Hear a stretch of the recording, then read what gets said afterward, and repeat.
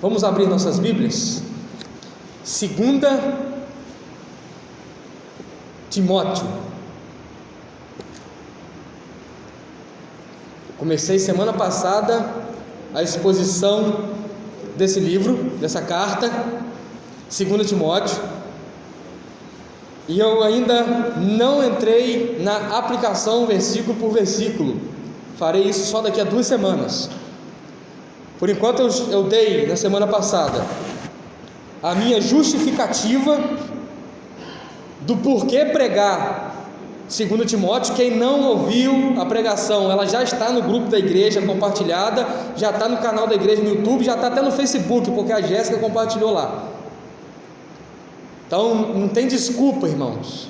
Eu tenho visitado irmãos que não têm vindo à igreja e eles tentam até dar algumas desculpas. Para mim, tudo bem, eu até aceito, mas a pergunta que nós fazemos é: Deus está aceitando essas desculpas? Então, eu tenho orientado eles, tenho insistido com eles e pedido a Deus que opere para a sua glória e para o bem do seu povo. E então, eu apresentei a minha justificativa, fiz um panorama do momento que a igreja brasileira vive, e o tema da nossa justificativa e o porquê que eu prego em 2 Timóteo nesse tempo é o seguinte: a igreja de Cristo e o quadro herético e apóstata, crescente, atraente e devastador à sua volta. A igreja de Cristo e o quadro herético, apóstata, crescente e atraente e devastador à sua volta. E hoje eu vou estar lendo o capítulo 1, e ainda não entrarei na exposição versículo por versículo e na aplicação, porque hoje eu falarei sobre a vida do autor e a vida do receptor dessa carta, bem como todo o panorama que nós temos aqui para observar sobre o momento histórico dessa carta. Eu gostaria de chamar você para entrar nessa história comigo pelas portas do capítulo 1 de 2 Timóteo. Vamos nós, a palavra de Deus ficar em pé para a leitura. Tem aqui na tela, você pode acompanhar. Eu farei a leitura aqui na minha Bíblia, você pode acompanhar ali. 1 Timóteo capítulo 1, vou ler todo o versículo, do versículo 1 até o versículo 18. Diz assim a palavra de Deus: Paulo, apóstolo de Cristo Jesus, pela vontade de Deus, segundo a promessa da vida que está em Cristo Jesus, a Timóteo, meu amado filho, graça, misericórdia e paz da parte de Deus, Pai de Jesus Cristo, nosso Senhor. Dou graças a Deus, a quem desde os meus antepassados sirvo com a consciência pura, de que sem cessar faço menção de ti em minhas orações noite e dia. Lembro-me das tuas lágrimas e desejo muito ver-te para me encher de gozo, trazendo à memória a fé não fingida que há em ti, a qual habitou primeiro em tua avó Lóide, em tua mãe Eunice, e estou certo de que também habita em ti. Por esse motivo, eu te exorto que despertes o dom de Deus que há em ti, pela imposição de minhas mãos, porque Deus não nos deu o espírito de timidez, mas de poder, de amor e de moderação. Portanto, não te envergonhes do testemunho do nosso Senhor, nem de mim, que sou seu prisioneiro.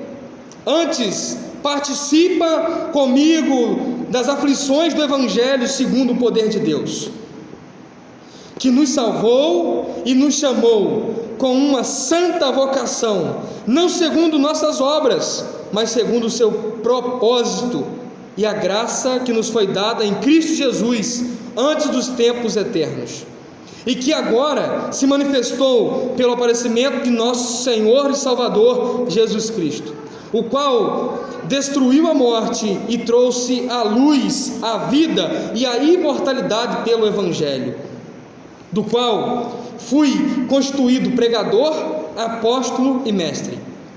Por esse motivo, sofro também estas coisas, mas não me envergonho, porque sei em quem tenho crido e estou certo de que Ele é poderoso para guardar o meu depósito até aquele dia. Conserva o modelo das sãs palavras que de mim tens ouvido, na fé e no amor que há em Cristo Jesus. Guarda o bom depósito mediante o Espírito Santo que habita em nós. Bem sabes isto, que todos que estão na Ásia me abandonaram, entre eles Fígelo, Hermógenes. O Senhor conceda misericórdia à casa de Onésimo, porque muitas vezes ele me assistiu e não se envergonhou das minhas algemas. Antes, vindo ele a Roma, diligentemente me procurou e me achou. O Senhor lhe conceda naquele dia, ache misericórdia diante do Senhor. E quantos serviços me prestou ele em Éfeso, melhor sabes tu. Até aqui. Senhor, essa é a tua palavra, Deus. Nós sabemos e professamos que ela é suficiente e inerrante, que ela é a palavra de Deus, somente ela. Por isso, Deus amado, bendito, Salvador, em Cristo Jesus, agora, Deus, nos atraia para a sua palavra, para que possamos, Deus, aprender aqui nessa noite, Senhor, e que a sua palavra poderosa, suficiente, venha entrar nos corações, venha passar pelas mentes e venha trazer, ó Deus, ao seu povo resultado no dia a dia, Deus.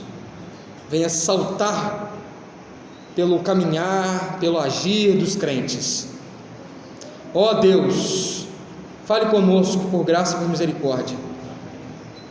Que essa noite seja uma noite aceitável à sua palavra, e que nessa noite nós saiamos daqui, Deus, completamente se deliciando ao ouvir a tua palavra, não um pregador miserável, pó, mas a tua palavra.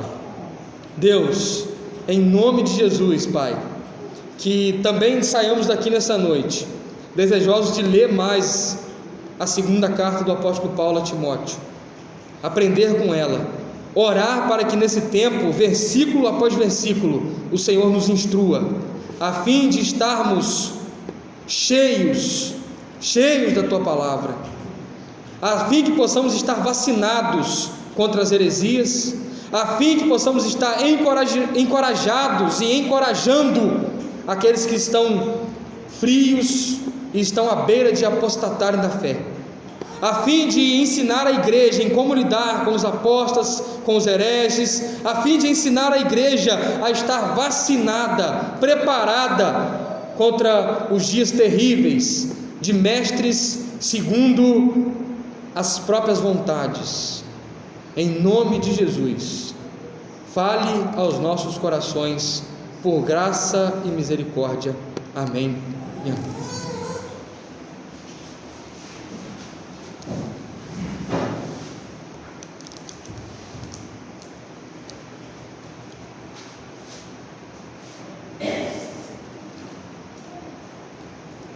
Amados irmãos, peço licença para que possa então fazer o panorama,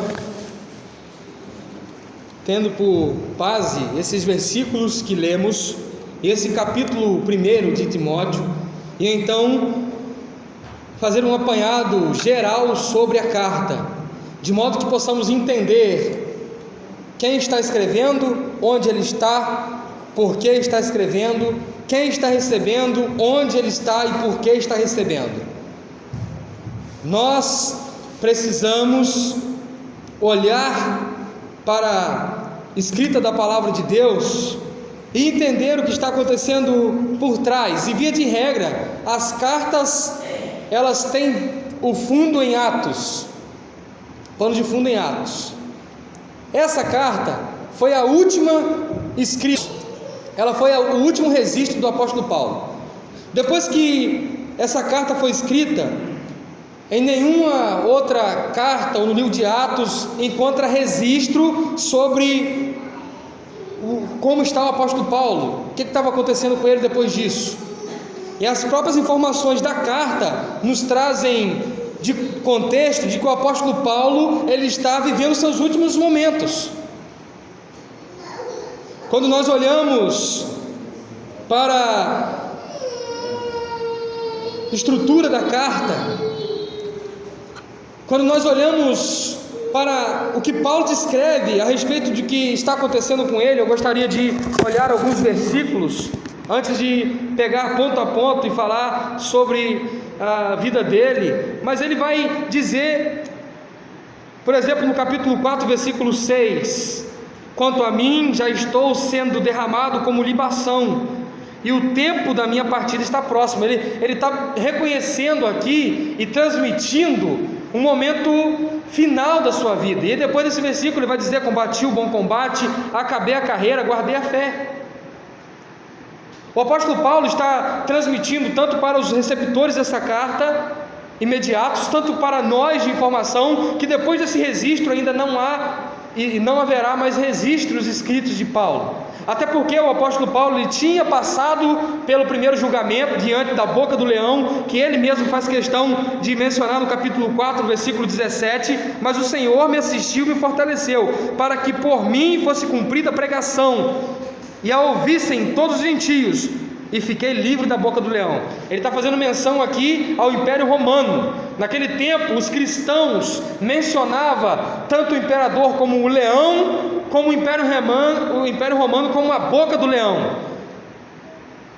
Citavam nas suas conversas e nas suas escritas, fazendo menção de Nero, que estava de forma implacável perseguindo a igreja.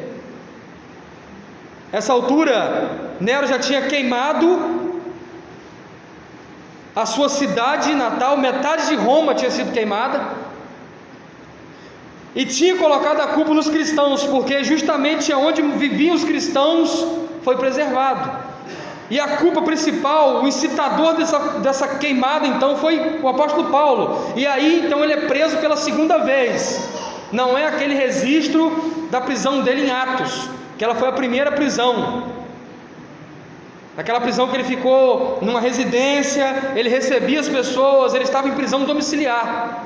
Essa prisão aqui do apóstolo Paulo é a sua segunda prisão. Ele já passou por primeira instância, já foi julgado e teve a oportunidade de testemunhar para todos os gentios.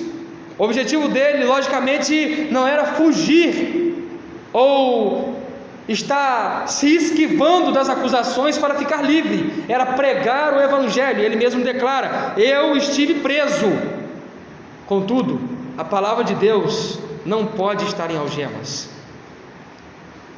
E aí, irmãos, tendo essa informação de que essa é a última escrita do apóstolo Paulo, esse é o último momento que ele tem diante das igrejas que ele muitas fundou, outras teve a base doutrinária formada pela doutrina do apóstolo Paulo ensinada à igreja, e ele tem esse último contato.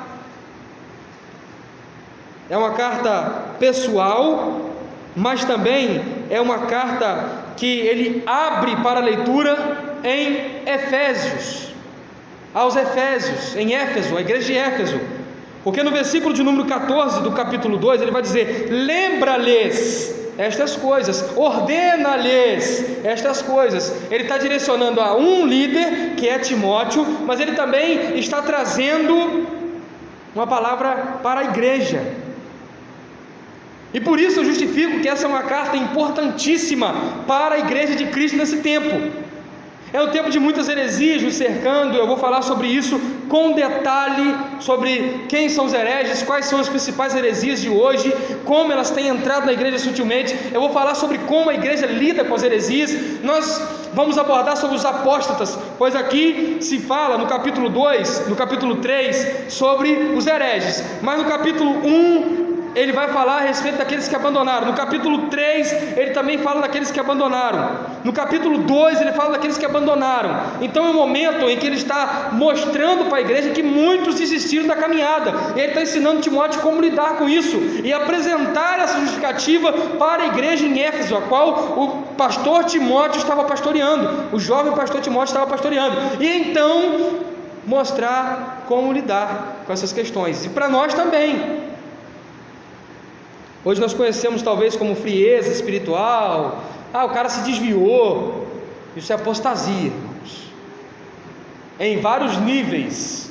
E talvez dos mais sutis, nós queremos aqui destacar isso, é apostasia também. Mas deixa eu seguir aqui o meu panorama para que você tenha compreensão e te ajude a se situar exatamente onde você precisa estar, para que nós aprendamos versículo por versículo. Se você somar na sua casa, e essa é a sua atividade de casa como um cristão e como um membro da Igreja Batista em Água Fria, você vai ler toda a carta de Timóteo. Eu já li ela toda em 8 minutos, rapidinho, ela é pequena, embora tenha 4 capítulos, os capítulos eles são bem compactos, e aí você vai também anotar a quantidade de versículo que tem, geral. Por quê? Porque você vai entender quantos sermões nós teremos, quando você anotar quantos versículos tem. É o meu desafio, que vou até a fonte da sabedoria, que é o meu Deus, e até a fonte da humilhação, que é a cruz, e peço: Senhor, me dê condição. Essa tarefa, todo pregador precisa reconhecer isso, ele não é capaz. O apóstolo Paulo reconheceu isso, e talvez seja por isso que ele se tornou o grande pregador, o grande evangelista, o grande fundador de igrejas. Quando ele escreve aos Coríntios, ele vai dizer: procurei estar entre os irmãos, não com palavras de sabedoria, mas com a humildade da cruz. Prego este Jesus crucificado. Ele vai falar em 1 Coríntios a loucura da pregação.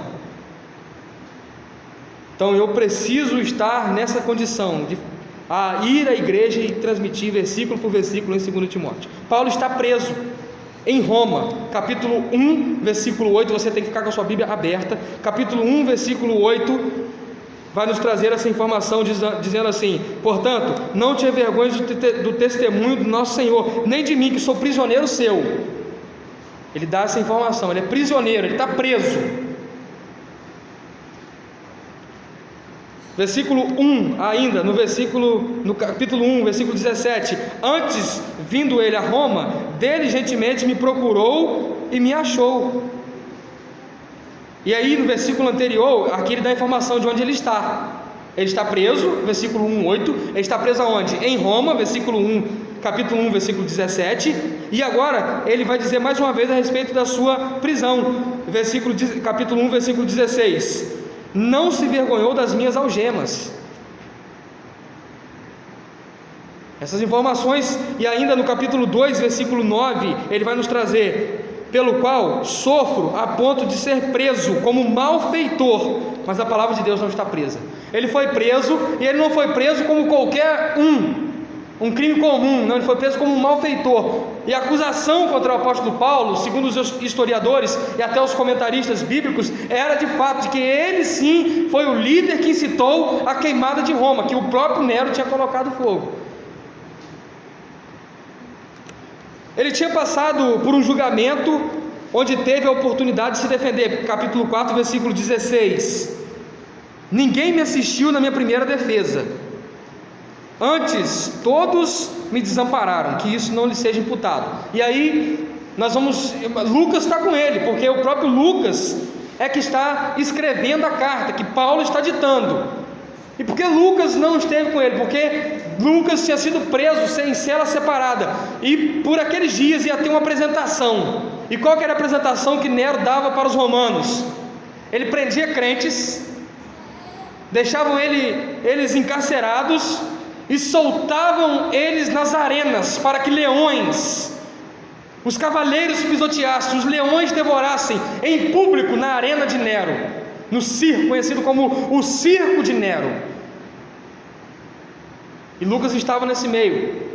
Algumas das tradições vão dizer que logo depois ele não foi preso porque precisou de sair para socorrer alguém que teve necessidade, mas essa não é a minha pegada aqui. Ele está dizendo que ele participou de um julgamento, não teve ninguém em sua defesa, ele esteve sozinho, mas o Senhor me assistiu e me fortaleceu, versículo 17 do capítulo 4, para que por mim fosse cumprida a pregação, e a ouvissem todos os gentios, e fiquei livre da boca do leão. Ou seja, não conseguiram trazer a punição da qual eu teria que passar se então a acusação não tivesse defesa. E qual seria a punição? Ele seria decapitado. Ele consegue vencer essa primeira defesa, e não venceu negando a fé, venceu pregando a fé. Ele esteve só nesse tempo, pois a perseguição implacável de Nero havia dissipado os crentes de Roma. Essa, conforme já disse, é a última carta que ele escreve, e ele mesmo traz a informação da sua reta final, capítulo 4, versículo 6, como eu já citei. A carta mostra para nós as últimas palavras do apóstolo. Ele está dizendo as suas últimas palavras em cartas, visto que os seus companheiros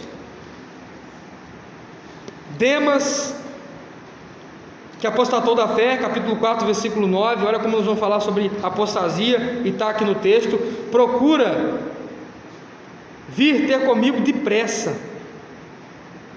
Crescente foi para a Galácia, Tito para a Dalmácia, no 4:10, está a informação para nós, 4:10, porque Demas me abandonou amando o presente século, apostasia, foi para a Tessalônica. Crescente para a Galácia, Tito para a Dalmácia, só Lucas está comigo. Aqui ele está dizendo, só Lucas está comigo, e depois ele fala, ninguém me assistiu, onde eu falei da variante do momento, pois Tíquico é um mensageiro do apóstolo Paulo, que transmitiu algumas cartas a algumas igrejas, ou foi aquele que levou as cartas. Ele não está também com o apóstolo Paulo, está em Éfeso. Todas essas informações estão no capítulo 4, versículo 11 e 12.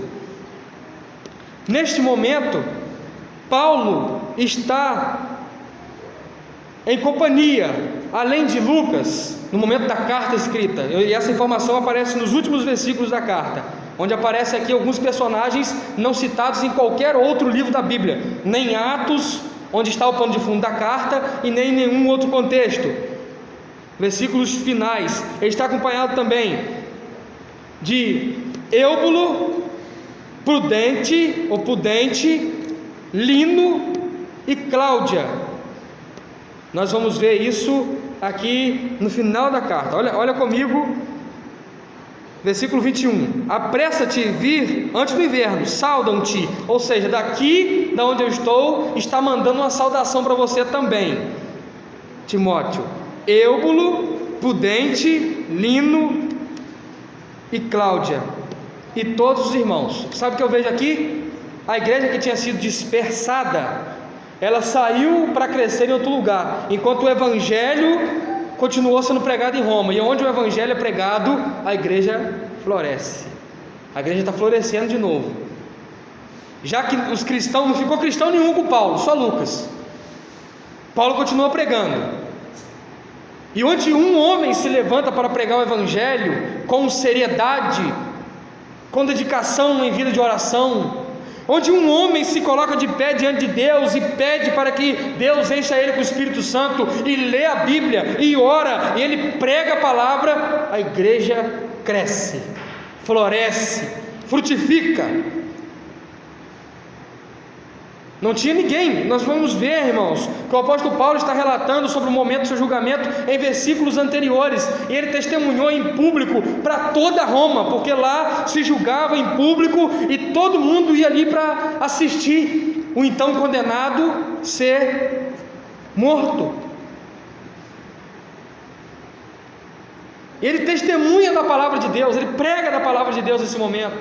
E o que acontece é que pessoas se convertem, porque tem crente com ele. Tem crente com ele. Eubulo, Pudente, Lino, Cláudia e todos os irmãos. A igreja que tinha sido dispersa por causa da perseguição, ela não foi, as portas da igreja não encerraram. Jesus disse, eu citei esse versículo na minha primeira abordagem, quando Pedro declara que Jesus é o Cristo, Filho de Deus. Jesus responde a ele dizendo: tu és Petros, sobre esta pedra, sobre esta verdade edificarei a minha igreja. E ele vai dizer na sequência o que? As portas não prevalecerão. A igreja não para, a perseguição não para a igreja, a pandemia não para a igreja, a luta não para a igreja, o diabo não para a igreja avança, a igreja é viva, ela marcha, e em Cristo marchando, ela marcha segura, resoluta, sempre avante, estabelecida na verdade, estabelecida em Cristo, guiada pelo Espírito e cheia de esperança do céu no coração. A igreja avança. E aí nós vamos olhar que Timóteo, agora falando sobre a vida do autor, era um jovem pastor. Capítulo 1, versículo 2: a Timóteo, meu amado filho. E o apóstolo Paulo, ele tinha de fato um apreço muito grande a Timóteo. Ele tratava Timóteo na primeira epístola que ele escreve, ele vai citar essa mesma frase: meu amado filho. Era um jovem pastor, capítulo 1, versículo 2. Em 1 Timóteo, capítulo 4, versículo 12, nós vamos ter a seguinte informação: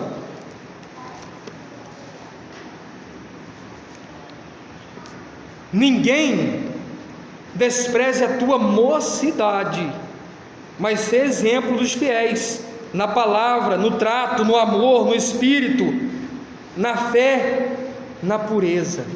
Ninguém despreze a tua mocidade. É um jovem, em algumas versões vai estar a tua juventude. Um jovem pastor, jovem de idade, jovem de caminhada, está ainda pastoreando a igreja de Éfeso, capítulo 4, versículo 19. Agora voltando para 2 Timóteo de novo, capítulo 4, versículo 19. Sauda a Príscila e Áquila e a casa de Onéforo. E por que eu estou falando que ele está pastoreando essa igreja? Porque Príscila e Áquila, eles estão em Éfeso, dadas as informações anteriores dos versículos aos quais eu citarei. E a casa de Onéforo é em Éfeso.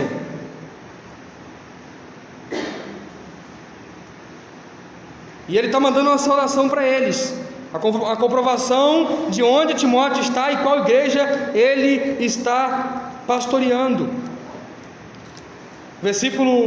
Capítulo 1, versículo 16, está dizendo: o Senhor conceda misericórdia à casa de Onéforo, porque muitas vezes ele me recriou e não se envergonhou das minhas algemas. Versículo 17: antes, vindo ele a Roma, diligentemente me procurou, me achou. O Senhor conceda misericórdia naquele dia. Versículo 18: esse Onéforo que visitou ele em Roma é natural de Éfeso, e ali em Éfeso eles, junto com Priscila e Áquila, fundam a igreja de Efésios, sediam a igreja de Efésios em sua casa. Timóteo, natural de Listra, uma colônia romana na província da Galácia, pai gentio, mãe judia. Atos capítulo 16, versículo 1 nos traz essa informação. Se você quiser anotar ou ir lá e ler enquanto eu falo, fique à vontade. Avó e mãe crentes, 2 Timóteo capítulo 1, versículo 5, trazendo à memória a fé não fingida que há em ti, ao qual primeiro habitou em tua avó Lóide e em tua mãe Eunice.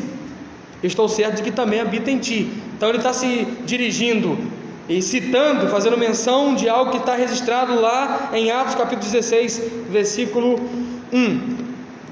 Instruíram ele, a sua avó e a sua mãe, desde a infância nas escrituras judaicas. 2 Timóteo capítulo 3, versículo 14 e 15.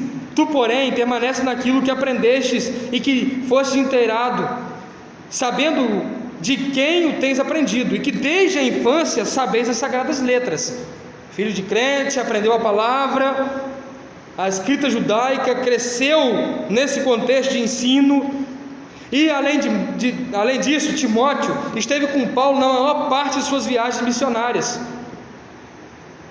Atos capítulo 17, versículo 14 e 15, Atos capítulo 18, versículo 5, Atos capítulo 19, versículo 22 e Atos capítulo 20, versículo 4 e 6.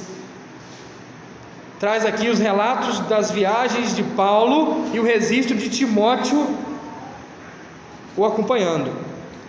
Ele foi circuncidado, e aí o registro de Atos capítulo 16, versículo 3, traz essa informação para se ingressar no ministério junto com Paulo, e separado para o ministério através da imposição de mãos. E o apóstolo Paulo vai abordar Timóteo na sua carta, lembrando ele a respeito dessa imposição de mão, junto com a igreja e os presbíteros da igreja. 1 Timóteo capítulo 1, eu gostaria que você olhasse esse versículo comigo. 1 Timóteo capítulo 1, versículo 18.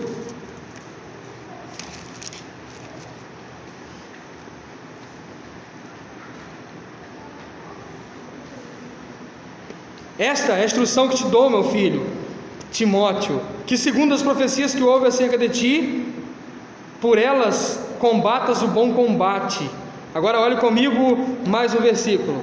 As profecias, ele está se referindo àquelas palavras de encorajamento e consagração e preparação para o ministério. Capítulo 4 de 1 Timóteo, versículo 14. Não desprezes o dom que há em ti, o qual foi dado por profecia com a imposição das mãos dos presbíteros. Observe a atuação do corpo de presbíteros ao consagrar homens para os tratar, os conduzir, os orientar e os enviar a liderar a igreja, a trabalhar na obra. Obreiros. Ele foi pastor em algumas igrejas. Eu vou citar e dar as referências para que você tome nota. Ele pastoreou em Tessalônica, a igreja de Tessalonicenses, 1 Tessalonicenses capítulo 3, versículo 2 e versículo 6. Ele pastoreou a igreja de Corinto, e este relato está registrado em 1 Coríntios capítulo 4, versículo 17 e 16, e o capítulo 16, versículo 10. Ele pastoreou também a igreja em Filipos, Filipenses capítulo 2, versículo 19 e o versículo 23, e pastoreou Efésios, onde ele está nesse momento. Efésios, eu vou olhar essa referência junto com os irmãos, capítulo 1 de 1 Timóteo, versículo 3, lê comigo aí na sua Bíblia, 1 Timóteo capítulo 1, versículo 3, lembrando, irmãos, que eu estou te dando o panorama sobre a vida do autor, a vida do receptor, o momento histórico da carta, para que você agora caminhe entendendo quem está escrevendo a quem, por que está escrevendo, por que está recebendo, e assim, então, quando eu fizer a abordagem do texto e a aplicação do texto, você vai entender exatamente o porquê que eu estou fazendo aquilo naquele momento. 1 Timóteo capítulo 1, versículo 3, como te roguei, quando parti para a Macedônia, que ficasses em Éfeso, para advertires alguns que não ensinassem outra doutrina. E quando nós olhamos para a segunda carta, e a segunda carta de Paulo a Timóteo não é uma sequência de 1 Timóteo, não era uma carta só e ficou muito grande, ele dividiu em duas, não, é um momento diferente. São em dois momentos distintos que ele escreve. Primeiro a Timóteo, quando ele faz uma orientação direta, encorajando ao ministério e dizendo a ele que ele haja na vida prática na igreja. E agora em 2 Timóteo ele está vindo exortar Timóteo quanto à sua frieza e quanto a um momento que está rondando aquela igreja naquele momento. E aí ele está em Éfeso. Alguns daqueles que fugiram da perseguição de Nero, capítulo 4, versículo 17, eu já citei agora do 2 Timóteo, capítulo 4, 17, quando ele fala da boca do leão, ele cita a boca do leão, ele está citando Nero. Muitos fugiram, saíram de Roma por conta daquela implacável perseguição, morte, queimando crentes à vista de toda Roma. E para proteger muitos dos novos convertidos, eles fazem uma excursão à saída ali e ir exatamente para Efésios, conforme vou mostrar aos irmãos na minha fala. Estão com Timóteo em Éfeso, capítulo 4, versículo 17 é uma prova disso. Priscila e Áquila, eles eram os líderes da igreja em Roma. E quando essa perseguição acontece, eles se deslocam, e é até uma questão de visão, vou, não vou. Eles eram um casal, e então aqui eles vão seguir a orientação que o apóstolo Paulo dá a respeito de tomar a decisão por eles. E quando eles tomam essa decisão, eles levam os crentes naquele momento para Éfeso.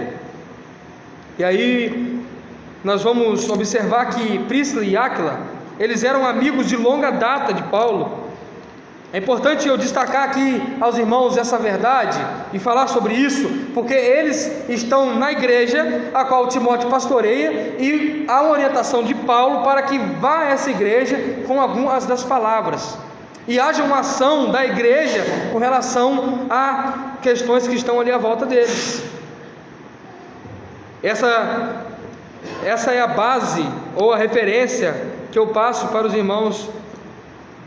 A primeira visita que Paulo fez a Corinto, durante sua segunda viagem missionária, eles conheceram o apóstolo Paulo. Eles eram judeus, fazedores de tendas. Atos capítulo 18, versículo 2 e 3, vai fazer menção desse casal que eram construtores de tendas, assim como o apóstolo Paulo. E se mudaram de Roma para Corinto, acompanhando Paulo, e depois foram para Éfeso. Atos capítulo 18, versículo 19. Olha comigo aí na sua Bíblia, Atos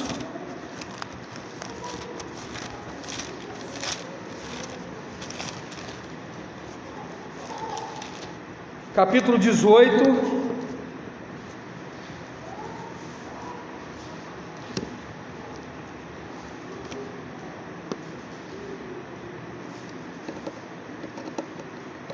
versículo 18 e 19. Paulo, tendo ficado ali ainda muitos dias, despediu-se dos irmãos e navegou para a Síria com Priscila e Áquila, tendo rapado a cabeça em Cencreia, porque tinha voto. Chegaram a Éfeso, onde Paulo os deixou, mas ele, entrando na sinagoga, discutia com os judeus. Olha aqui a localização geográfica e a posição que eles estão. Agora eles estão em Éfeso. Quero situar você nessa realidade de que existe uma igreja.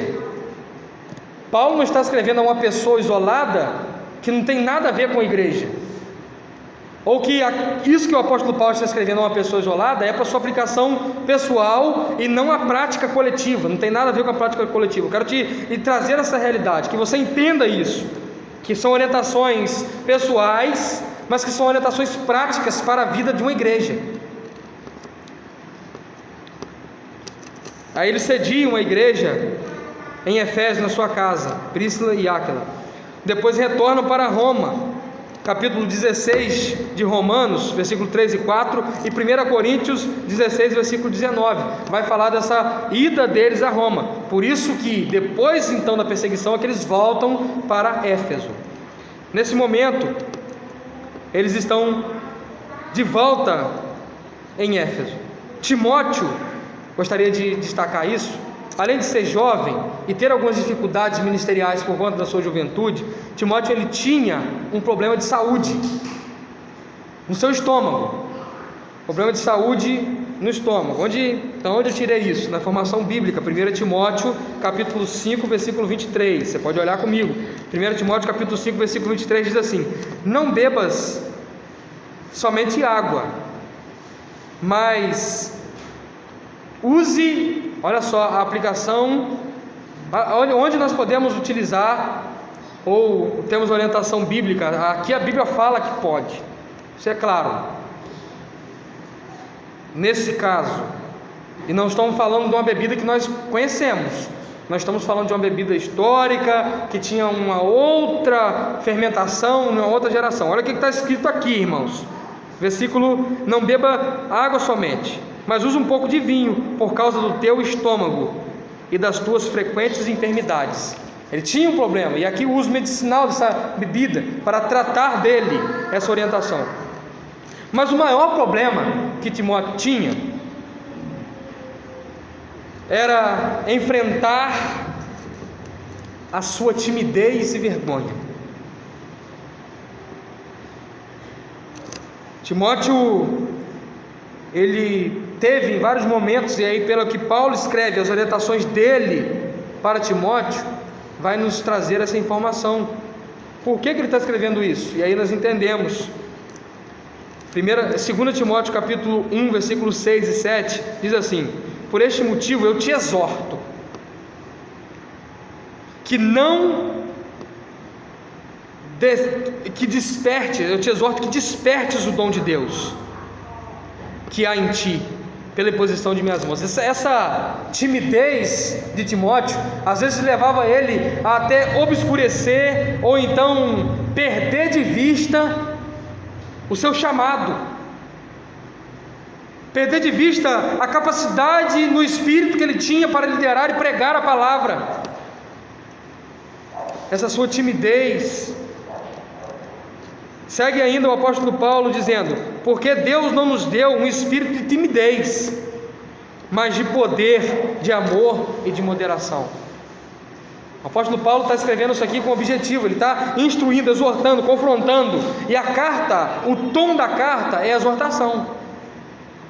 O tom de 2 Timóteo é um tom de exortação, de instrução, é um tom que vem para dar um choque em Timóteo, despertar ele, encorajá-lo, motivá-lo, conduzi-lo a se apossar daquilo que a palavra trouxe sobre ele, a instrução de Paulo a respeito do Senhor Jesus Cristo, aquilo que ele tinha. E aí o apóstolo Paulo faz questão de mencionar a respeito da autoridade recebida pela imposição de mãos, da sua instrução que desde pequenino aprendeu, a respeito daquilo que o Senhor Jesus Cristo fez por ele. Isso tudo com o objetivo de exortar, encorajar, orientar, fortalecer a fé de Timóteo, para que então esse jovem pastor que passa por lutas, e a pior delas, a timidez e a vergonha, possa então despertar, pregar a palavra, porque esse é um tom de exortação, e a linha que corre tênue na segunda carta de Timóteo é a pregação da palavra. Essa é a melhor forma de combater heresia, a melhor forma de combater apostasia, essa é a melhor forma de espantar falsos mestres, essa é a melhor forma de se cercar uma igreja, dar firmeza a uma igreja, essa é a melhor forma de trazer à igreja a centralidade da palavra, essa é a melhor forma de encorajar os irmãos a seguirem avante, essa é a melhor forma de assegurar os irmãos a respeito da salvação, da vida eterna, do que Cristo fez. Essa é a melhor forma de estar indo à igreja e dizendo à igreja: vocês podem ter certamente segurança, porque temos um Cristo. É a pregação da palavra. E aí ele vai trazer essa verdade corrente sobre toda a carta. Prega a palavra. E aí o versículo áureo sobre esse tema em 2 Timóteo é o 3,16.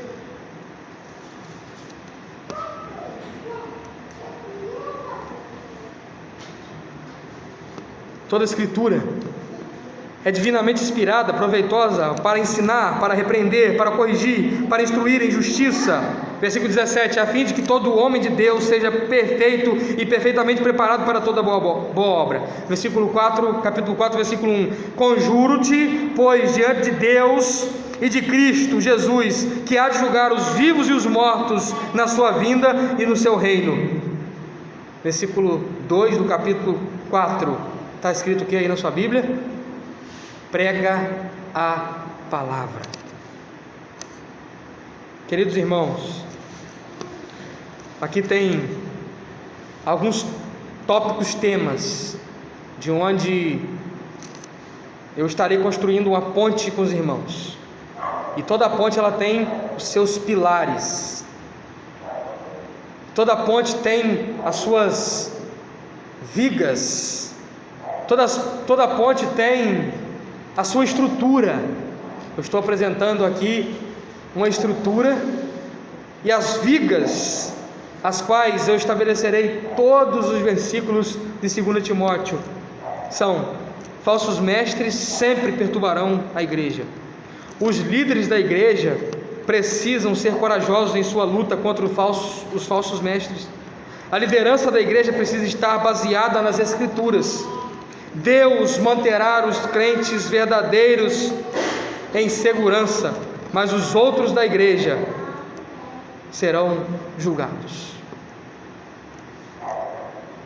Você precisa entender que essa carta será muito proveitosa para você, tendo em vista aquilo que acontece nesse tempo que o apóstolo Paulo está escrevendo, no tempo que Timóteo recebeu a carta, o contexto da igreja que ele está pastoreando, e depois quando nós chegamos hoje aqui, aí nós vamos ver e poder fazer uma pergunta depois de ler o versículo. Depois de explicar o versículo, você vai poder perguntar assim, e eu te responderei com a aplicação do versículo. O que 2 Timóteo tem a ver com a minha vida? Diante desse versículo que o pastor leu, o que farei? Como empregarei energia para praticar uma verdade desse versículo no meu dia a dia? Como devotarei a Cristo com base no que esse versículo me encoraja? São perguntas que você certamente carregará por toda a exposição dessa carta. Gostaria de te encorajar mais uma vez a olhar para esse apóstolo Paulo e entender o quadro que ele está vivendo ao escrever essa carta e a sua dedicação ao Evangelho.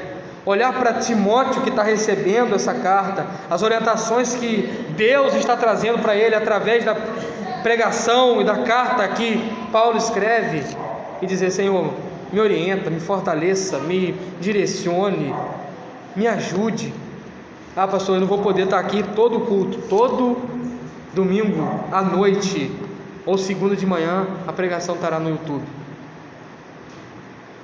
Eu gostaria de te encorajar a ler essa segunda carta na sua casa, 2 Timóteo.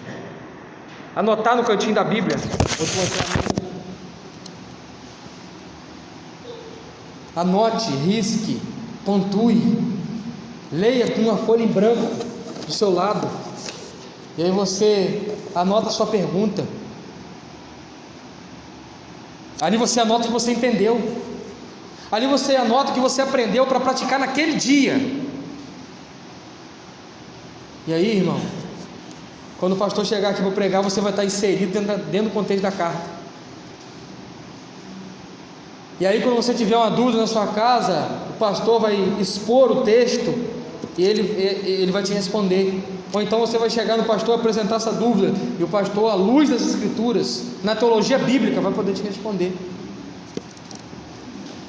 Irmãos, vamos desfrutar dessa carta, das delícias do Senhor que tem nessa carta para nós nesse tempo. Leia, ore por isso, se dedique em pedir a Deus que no abrir da boca do pastor haja uma palavra de Deus, e que ela acerte em cheio o seu coração, que ela acerte em cheio a vida da igreja. Amado irmão, gostaria de orar com você, que você seja despertado à palavra, porque na palavra você conhece o Senhor Jesus, porque Ele se revela plenamente a nós, revelação especial através da palavra. Eu gostaria de orar pedindo a Deus que te dê sede e fome da palavra, que tire a hepatite, que tire a anemia espiritual, que tire a fome, que deixe sem vontade de se alimentar de Deus, e que Deus possa te ensinar a sua preciosa palavra,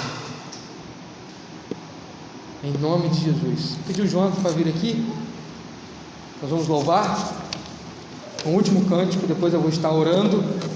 A tua palavra escondi, é o cântico que nós vamos cantar, e você vai poder fechar os seus olhos nesse momento, curvar a sua fronte e falar: Senhor, eu preciso da sua palavra, eu preciso que o Senhor me dê sede e fome. Eu estou desanimado, eu estou lendo pouco a Bíblia, eu quero ler mais a Bíblia, me ajuda, Senhor. E então nós vamos orar. Logo em seguida o culto estará sendo encerrado. Vamos louvar a Deus. É o momento de você refletir, é o momento de você colocar a sua vida diante do Senhor e pedir a Ele: me dê mais da tua palavra.